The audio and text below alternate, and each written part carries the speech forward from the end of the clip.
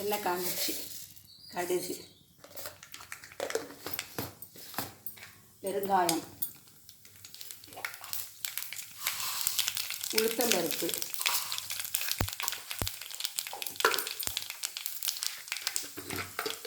கடலைப்பருப்பு,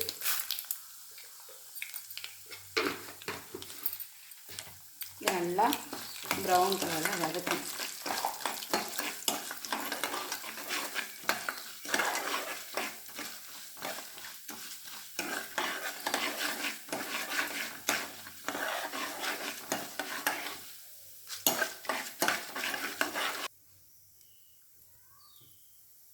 நல்லா வறுபட்டுருச்சு. இப்போ கருவேப்பிலை, பச்சை மிளகாய், பெரிய வெங்காயம் 2 எடுத்துருக்கேன். நல்லா பொடி பொடியாக இருந்துக்கணும்.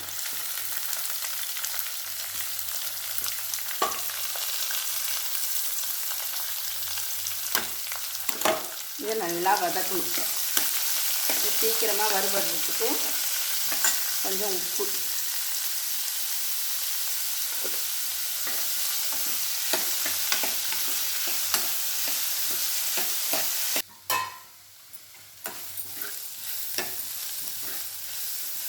நல்லா வதங்கிடுச்சு வெங்காயம். இப்போ தக்காளி,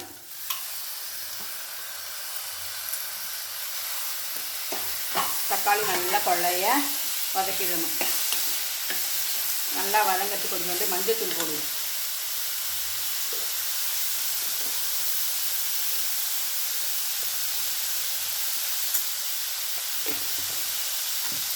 நல்லா சீக்கிரமாக வதங்கிடும்.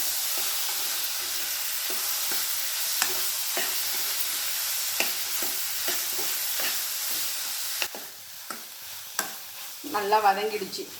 இப்போ தண்ணி, தேவையான அளவு தண்ணி, தொட்டு சாப்பிட்ற அளவுக்கு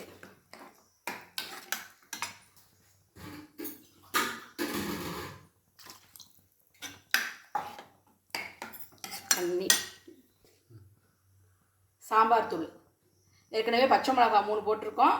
உங்களுக்கு தேவையான அளவுக்கு சாம்பார் தூள் போட்டுக்குங்க.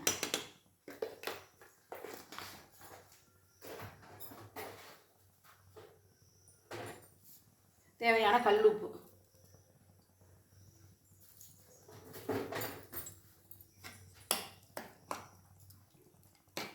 இது நல்லா கொதித்து கொஞ்சம் திக்காகணும். நல்லா அந்த பச்சை வாசனை போகிற வரைக்கும் கொதிக்கணும். இதை மூடி வச்சுருவோம்.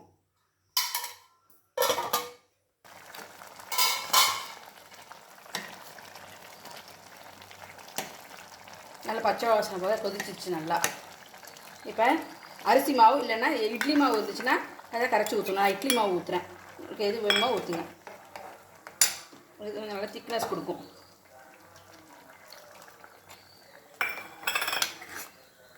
நல்லா இது ஒரு கொதி வந்ததும் கொத்தமல்லி போட்டு இறக்க வேண்டியது.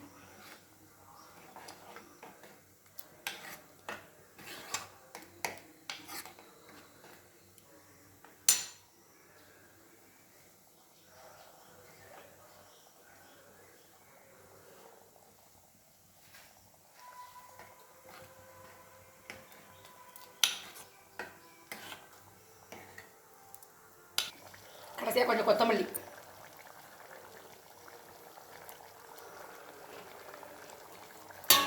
அவ்வளோதான். சிம்பிளான ஒரு தக்காளி சட்னி. இது இட்லி தோசைக்கெலாம் ரொம்ப சூப்பராக இருக்கும். செஞ்சு பாருங்கள்.